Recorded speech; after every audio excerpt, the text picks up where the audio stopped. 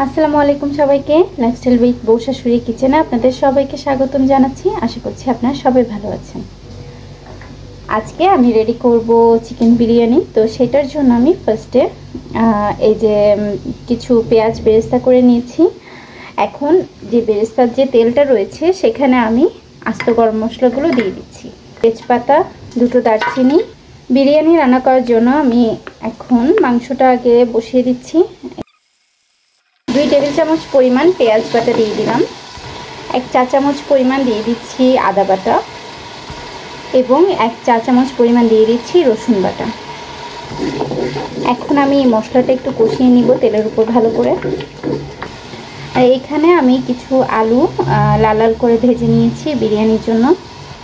এখন আমি এখানে দিয়ে দিচ্ছি পরিমাণ মতো লবণ, সামান্য পরিমাণ দিয়ে দিচ্ছি হলুদের গুঁড়ো, 1 চা চামচের মতো পরিমাণ দিয়ে দিচ্ছি লাল মরিচের গুঁড়ো এবং ধনিয়া গুঁড়ো দিয়ে দিচ্ছি 1 চামচের মতো।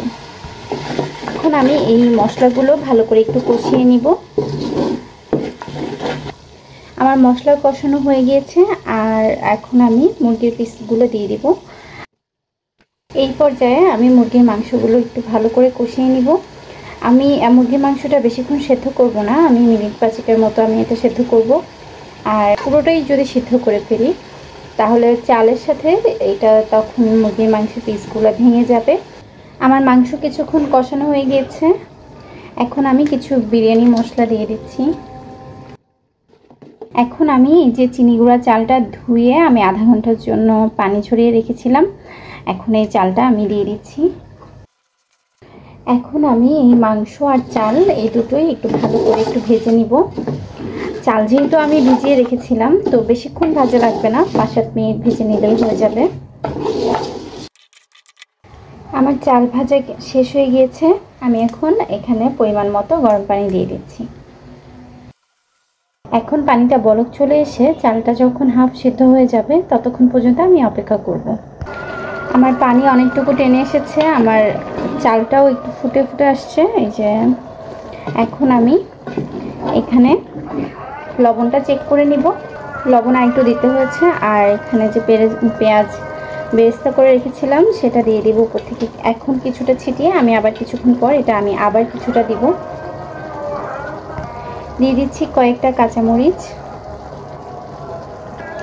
আর আমি তো চালটা দেখেছি, আমি ওভাবে আন্দাজ করে দিয়েছি, কারণ আমি এখানে 1 কাপের মতো দুধ অ্যাড করব, তার জন্য আমি পানিটা ওরকম আন্দাজ করে দিয়েছিলাম। তা আপনারা যদি দুধ অ্যাড করেন তাহলে পানিটা ওভাবে করে দিবেন। আর 1 কাপ চালে সবসময় 2 কাপ পানি হবে, তো সেই মেজারমেন্টটা আপনারা সবসময় খেয়াল রাখবেন। ভালো করে আমি মিশিয়ে আমি এটা দমে দিয়ে দিব।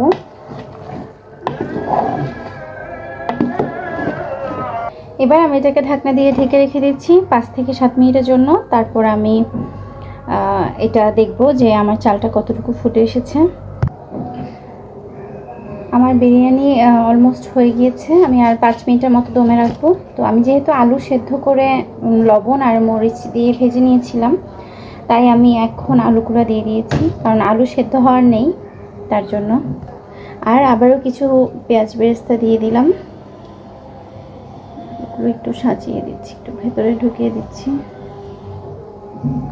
আমি কিছুক্ষণ পর এটা নাড়িয়ে দিয়ে নামিয়ে ফেলবো। এই যে আমার বিরিয়ানি কমপ্লিট হয়ে গিয়েছে। এখন আমি এটা সার্ভ করে নেব। সো সবাই ভালো থাকবেন, সুস্থ থাকবেন, লাইফস্টাইল উইথ বউ শাশুড়ির পাশে থাকবেন। আল্লাহ হাফেজ, আসসালামু আলাইকুম।